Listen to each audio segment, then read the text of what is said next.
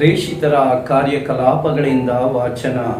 ಅಧ್ಯಾಯ 12 ವಚನಗಳು 24 ಮತ್ತು ಅಧ್ಯಾಯ 13 ವಚನ 5 ತನಕ. ದೇವರ ಶುಭ ಸಂದೇಶವಾದರೂ ಹಬ್ಬಿ ಹರಡತೊಡಗಿತು. ಬಾರ್ನಬ ಮತ್ತು ಸೌಲನು ತಮ್ಮ ಧರ್ಮ ಕಾರ್ಯವನ್ನು ಮುಗಿಸಿಕೊಂಡು ಮಾರ್ಕ ಎಂದು ಹೆಸರುಗೊಂಡ ಯೌವಾನನೊಂದಿಗೆ ಜೆರುಸಲೇಮಿನಿಂದ ಹಿಂದಿರುಗಿದರು. ಅಂತಿಯೋಗದ ಧರ್ಮಸಭೆಯಲ್ಲಿ ಕೆಲವು ಪ್ರವಾದಿಗಳು ಬೋಧಕರು ಇದ್ದರು. ಅವರ್ಯಾರೆಂದರೆ ಬಾರ್ನಬ, ಕಾಳನೆಂದು ಕರೆಯಲಾದ ಸೀಮೋನನು, ಸಿರೋನಿನ ಲೂಸಿಯಸ್, ಸಾಮಂತ ಹೆರೋದನ ಬಾಲ್ಯ ಸ್ನೇಹಿತ ಮನಹೇನ ಮತ್ತು ಸೌಲ.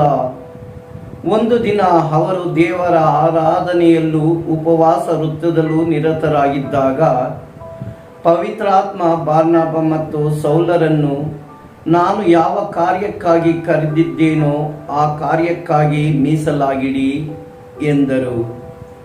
ಅಂತೆಯೇ ಅವರು ಉಪವಾಸವಿದ್ದು ಪ್ರಾರ್ಥನೆ ಮಾಡಿ ಇವರಿಬ್ಬರ ಮೇಲೆ ಹಸ್ತ ನಿಕ್ಷೇಪ ಮಾಡಿ ಕಳುಹಿಸಿಕೊಟ್ಟರು. ಹೀಗೆ ಪವಿತ್ರಾತ್ಮ ಅವರೇ ಕಳುಹಿಸಿದ ಬಾರ್ನಬ ಮತ್ತು ಸೌಲ ಸೆಲೋಸಿಯಕ್ಕೆ ಹೋದರು. ಅಲ್ಲಿಂದ ಸೇಪಸ್ ದ್ವೀಪಕ್ಕೆ ನೌಕೆಯಾನ ಮಾಡಿದರು. ಅವರು ಸಲೋಮಿಸ್ ಎಂಬ ಸ್ಥಳಕ್ಕೆ ಬಂದಾಗ ಯಹೂದ್ಯರ ಪ್ರಾರ್ಥನಾ ಮಂದಿರಗಳಿಗೆ ಹೋಗಿ ಶುಭ ಸಂದೇಶವನ್ನು ಸಾರಿದರು. ಮಾರ್ಕ ನೆನೆಸಿಕೊಂಡ ಯೌವಾನ ಅವರ ಸಂಗಡವಿದ್ದು ಅವರಿಗೆ ನೆರವಾಗುತ್ತಿದ್ದನು. ಪ್ರಭುವಿನ ವಾಕ್ಯ. ದೇವರಿಗೆ ಕೃತಜ್ಞತೆ ಸಲ್ಲಲಿ. ಕೀರ್ತನೆ ಶ್ಲೋಕ.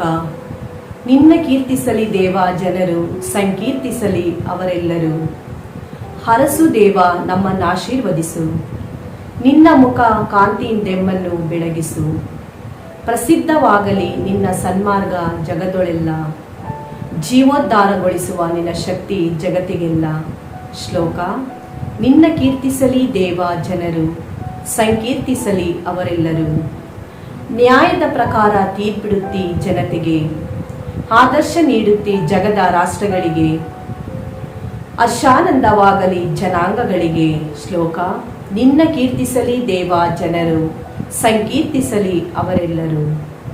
ನಿನ್ನ ಕೀರ್ತಿಸಲಿ ದೇವ ಜನರು, ಸಂಕೀರ್ತಿಸಲಿ ಅವರೆಲ್ಲರೂ. ನಮ್ಮೆಲ್ಲರನ್ನು ದೇವನು ಹರಸಲಿ, ಎಲ್ಲೆಡೆ ಆತನ ಭಯ ಭಕ್ತಿ ಇರಲಿ. ಶ್ಲೋಕ. ನಿನ್ನ ಕೀರ್ತಿಸಲಿ ದೇವ ಜನರು, ಸಂಕೀರ್ತಿಸಲಿ ಅವರೆಲ್ಲರೂ. ಘೋಷಣೆ. Hallelujah, hallelujah. ತೋಮನೆ, ನನ್ನನ್ನು ಕಂಡದ್ದರಿಂದ ತಾನೇ ನಿನಗೆ ವಿಶ್ವಾಸ ಹುಟ್ಟಿತು. ಕಾಣದೆ ವಿಶ್ವಾಸಿಸುವವರು ಧನ್ಯರು. ಹಲ್ಲೆಲೂಯಾ. ಸಂತ ಯೋಹಾನನು ಬರೆದ ಪವಿತ್ರ ಶುಭ ಸಂದೇಶದಿಂದ ವಾಚನ. ಅಧ್ಯಾಯ 12 ವಚನಗಳು 44ರಿಂದ 50ರವರೆಗೆ. ಆ ಕಾಲದಲ್ಲಿ ಯೇಸು ಗಟ್ಟಿಯಾಗಿ ಕೂಗಿ ಇಂತೆಂದರು, ನನ್ನಲ್ಲಿ ವಿಶ್ವಾಸವಿಡುವವನು ನನ್ನಲ್ಲಿ ಅಲ್ಲ, ನನ್ನನ್ನು ಕಳುಹಿಸಿದಾತನಲ್ಲೇ ವಿಶ್ವಾಸವಿಡುತ್ತಾನೆ. ನನ್ನನ್ನು ಕಾಣುವವನು ನನ್ನನ್ನು ಕಳುಹಿಸಿದಾತನನ್ನೇ ಕಾಣುತ್ತಾನೆ. ನನ್ನಲ್ಲಿ ವಿಶ್ವಾಸವಿಡುವವನು ಅಂಧಕಾರದಲ್ಲಿ ಉಳಿಯಬಾರದೆಂದು ನಾನೇ ಜಗಜ್ಯೋತಿಯಾಗಿ ಬಂದಿದ್ದೇನೆ. ಯಾರಾದರೂ ನನ್ನ ಮಾತನ್ನು ಕೇಳಿಯೂ ಅದರಂತೆ ನಡೆಯದೆ ಹೋದರೆ ಅಂಥವನಿಗೆ ತೀರ್ಪು ಕೊಡುವವನು ನಾನಲ್ಲ. ನಾನು ಬಂದುದು ಲೋಕದ ಉದ್ಧಾರಕ್ಕಾಗಿ, ತೀರ್ಪು ಕೊಡುವುದಕ್ಕಾಗಿ ಅಲ್ಲ.